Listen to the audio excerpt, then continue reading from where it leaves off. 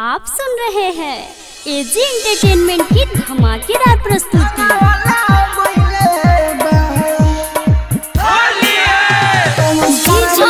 कंचन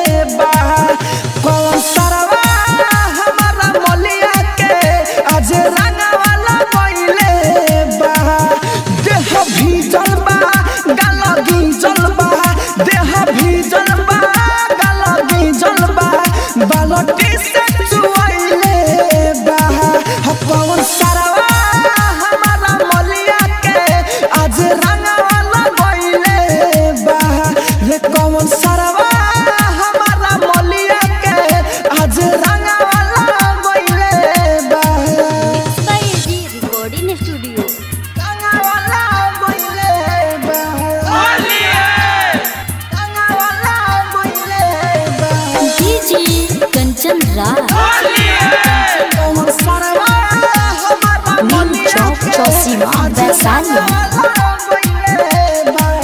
चहली पाता जुलाई ओके छोड़म रे ओके छोड़म रे धक्के सारावा के कपार आज फोरम रे आज फोरम रे हाँ गौआ जवार से नाता भले तोरम रे भले तोरम रे भले तोरम रे चली पाता जुलाई ओके छोड़म रे ओके छोड़म रे धक्के सारावा के कपार आज फोड़म रे आज फोड़म रे हाँ गौआ जवार से नाता भले तोड़म रे भले तोड़म रे भले तोड़म रे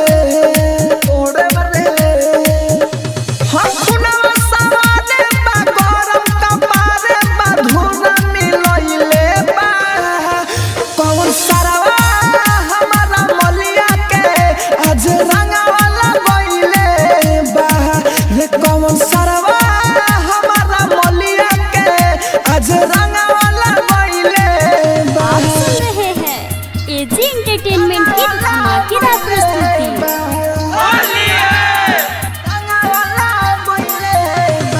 डीजे कंचन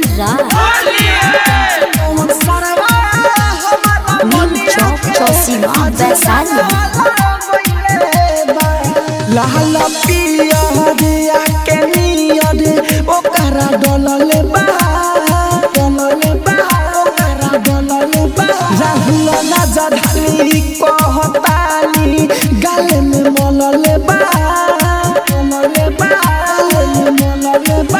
हो अमिताया से करंगवा ऊपर छलले बा ऊपर छलले बा हाँ छलले बा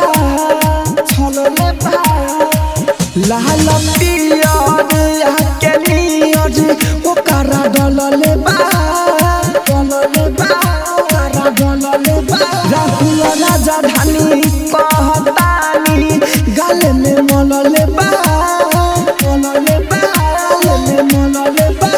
हो अमिताया से कमुना रंगावा छलले बा मुना छलले बा अमिता छलले बा